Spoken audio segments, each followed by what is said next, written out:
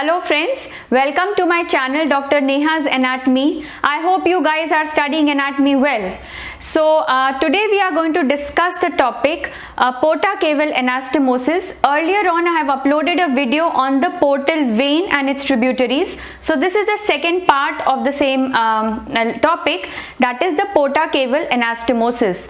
Now basically in a normal healthy human being, what happens is that all the blood from the gut is via the portal system reaches the right the right atrium of the heart, and hence the venous return is ensured, the venous return from the gut.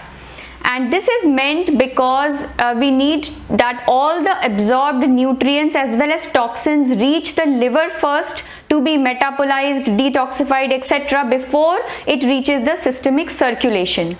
Now in a normal healthy individual this goes on, but what happens is that whenever there is portal obstruction due to any liver pathology, most commonly due to cirrhosis of liver or any tumor or something like that, which will cause an obstruction in this portal blood flow.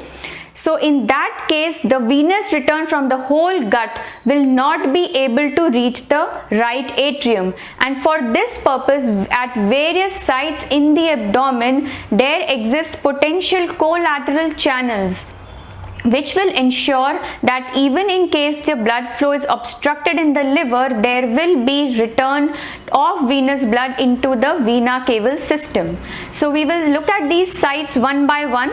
So the most important site, or one of the most important sites of this Porta Caval anastomosis, is here at the lower end of esophagus. So we shall quickly recapitulate the formation of portal vein once again.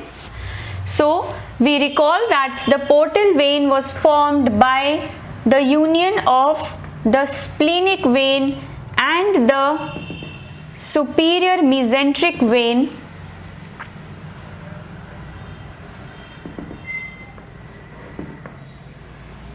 This is the portal vein, and it reaches the liver and divides into the right and left branches before entering the porta hepatis. Now here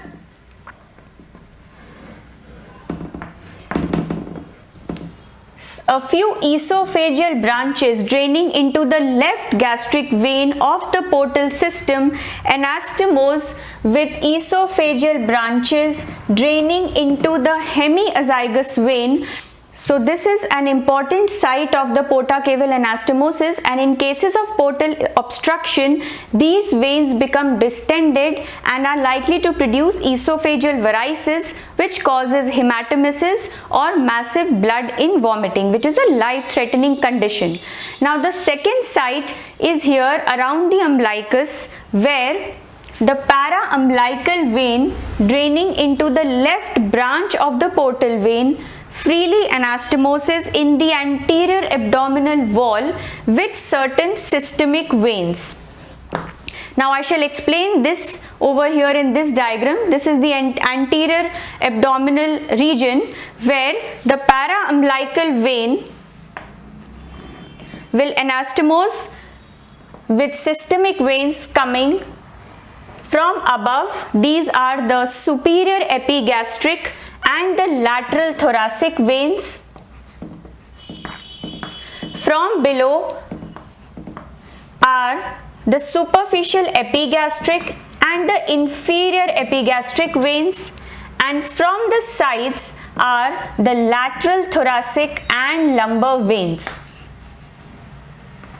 Now in cases of portal obstruction, these veins, because of the increased blood flow, may become tortuous like this, and this condition is known as caput medusae, also known as the palm tree sign. So around the umbilicus is the second site of Porta Caval anastomosis. Now another important site is this, the lower end of rectum and the upper part of anal canal, where this is your inferior mesenteric vein and this is its continuation the superior rectal vein. So here at this region, the superior rectal vein anastomosis with the systemic branches, that is the middle and inferior rectal veins. And this anastomosis, again, in cases of portal obstruction, the distension of these veins may lead to hemorrhoids or bleeding piles. So this is the third site where we have seen porta-caval anastomosis. The fourth site is here at the bare area of liver, which is on the posterior surface of the liver. There is a non-peritoneal area known as the bare area, where the portal venules anastomose with the diaphragmatic veins and the intercostal veins of the systemic circulation. So this is another important area. The next one lies retroperitoneally, that is close to the posterior abdominal wall. Here, this is your left renal vein. Now twigs from the left renal vein anastomose with twigs from the splenic vein and form an important area of porta-caval anastomosis. Similarly, colic veins, which will these also provide twigs which will anastomose with twigs from the left renal vein. So in other words, the left renal vein belonging to the vena cava system will anastomose with twigs from the splenic vein as well as the colic veins, forming important porta-caval anastomotic channels. Now similarly, lumbar veins over here draining into the inferior vena cava, these also anastomose with branches from the colic veins. Now next, this para-umbilical veins which runs along with the ligamentum teres in the falciform ligament, this anastomoses with a few phrenic veins of the vena cava system. Now another site of this anastomosis exists inside the liver, where during embryonic life a channel known as the Ductus Venosus exists between the inferior vena cava and the left branch of the portal vein in order to bypass the blood from the gut directly into the inferior vena cava. Now this channel usually obliterates and gets fibrosed after birth, and in adult just remains as the ligamentum venosum, though in a few rare cases this channel may remain patent, a condition known as the patent ductus venosus, which will act as a direct channel of bypassing of blood from the portal to the systemic circulation. Okay. So these are the major sites at which the porta-caval anastomosis take place.